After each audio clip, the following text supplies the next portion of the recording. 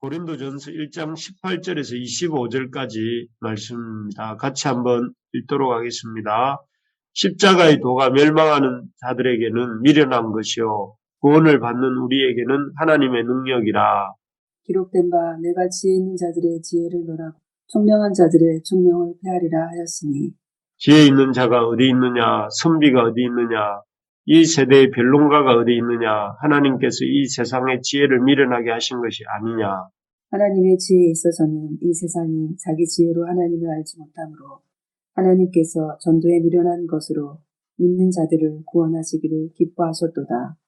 유대인은 표적을 구하고 헬라인은 지혜를 찾으나 우리는 십자가에 못 박힌 그리스도를 전하니 유대인에게는 거리끼는 것이요 이방인에게는 미련한 것이로되 오직 부르심을 받은 자들에게는 유대인이나 헬라인이나 그리스도는 하나님의 능력이요 하나님의 지혜니라.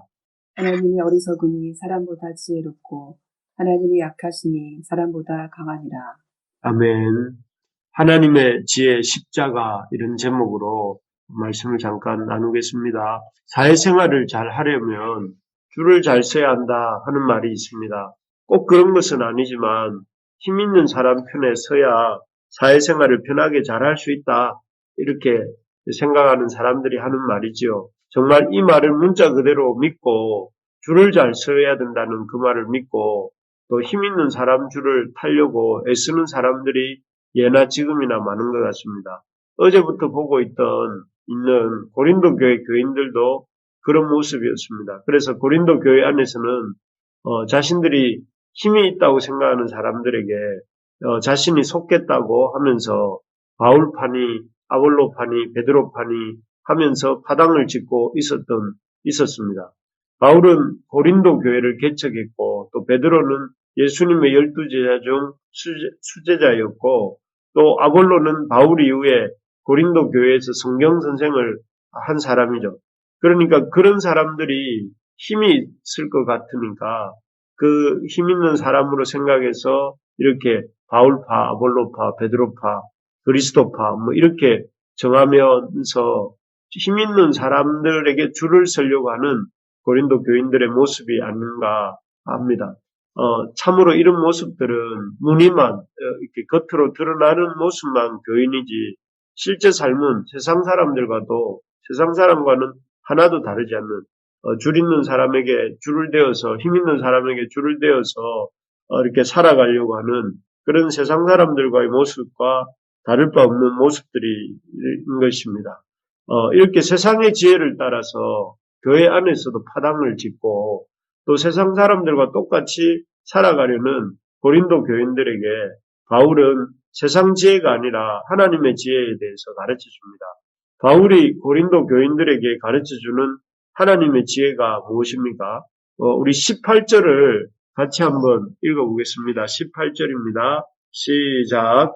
십자가의 도가 멸망하는 자들에게는 미련한 것이요 구원을 받는 우리에게는 하나님의 능력이 됨이니 이렇게 되어 있습니다. 하나님의 능력이라 이렇게 되어 있네요.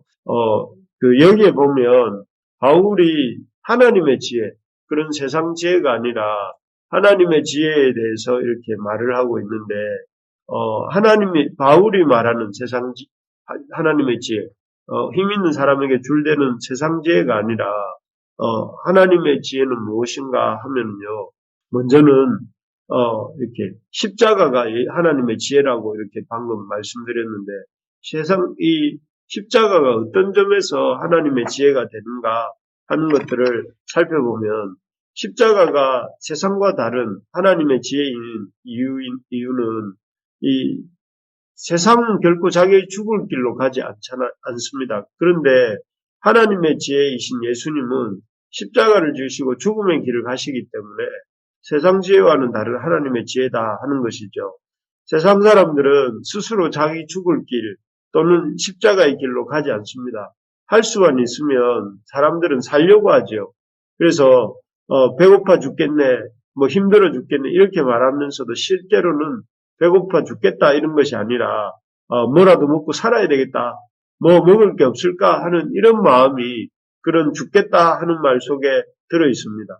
그래서 어떻게든 살려고 하고 또 살아나려고 합니다. 그래서 어떤 경우에는 다른 사람을 희생시켜서라도 세상에서는 살려고 합니다. 그래서 수많은 이런 사건들, 절도 사건, 강도 사건, 살인 사건들, 사기 사건들, 이런 모든 사건들 이면에는 자기는 어떻게 해서든 살고 또 어떻게든 남을 해쳐서라도 자기가 살려고 하는 그런 마음이 그 속에 담겨 있습니다.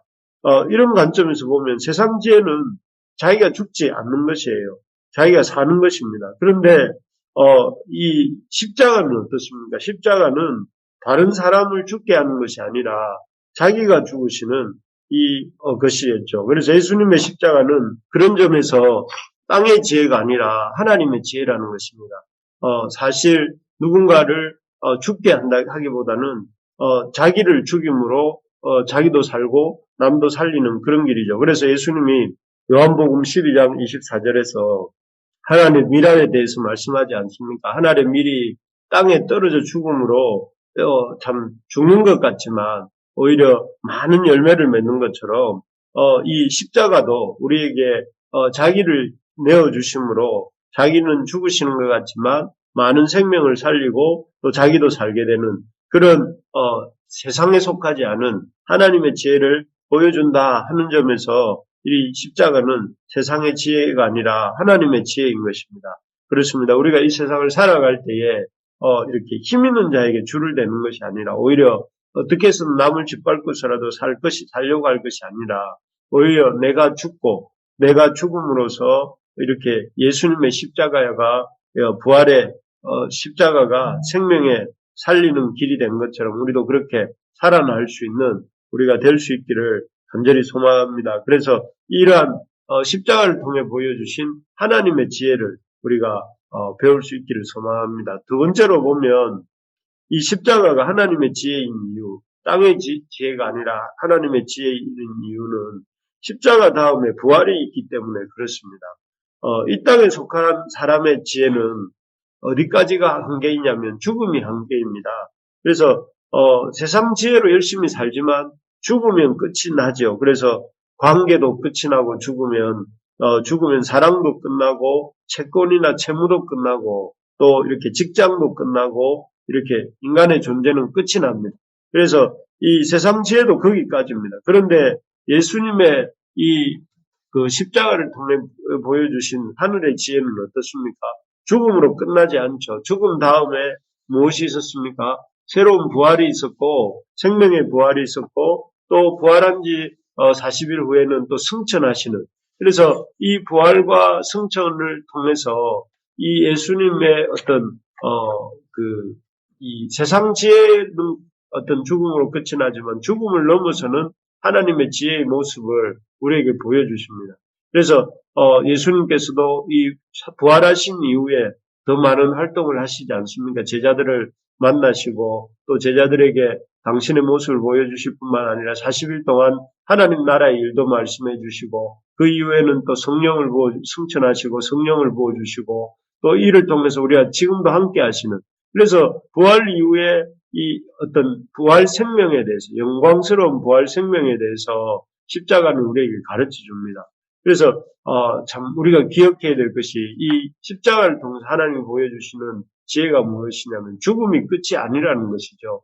죽음이 끝이 아니라 죽음 이후에 부활 생명이 있다 하는 것입니다. 그래서 우리가 그런 부활 생명에 동참한 인생이고 또 그런 인생으로서 살아가는 삶이 하나님의 자녀의 삶이다 하는 것을 알려주는 것이 하나님의 지혜입니다.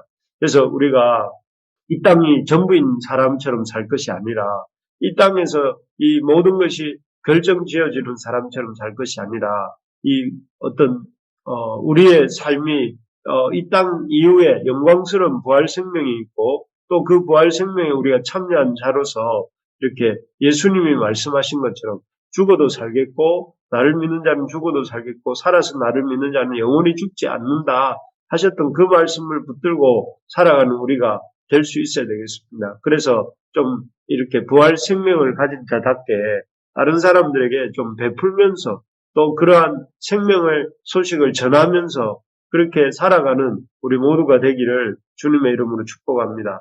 마지막으로 십자가가 하나님의 지혜인 이유는 이 하나님의 공의와 사랑이 이 예수님의 십자가에서 나타나기 때문에 그렇습니다. 예수님은 십자가의 죽으심으로 우리의 모든 죄값을 지불하시죠. 또 이를 통해서 죄는 반드시 벌하신다 하는 이러한 하나님의 공의가 나타났습니다.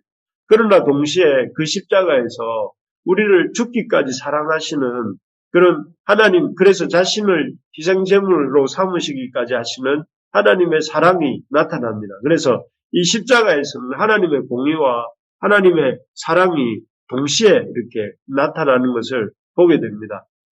사실 우리가 살아볼 때에 참 공의를 잃지 않으면서도 사랑을 나타내는 일이 참 어렵다 하는 것을 봅니다.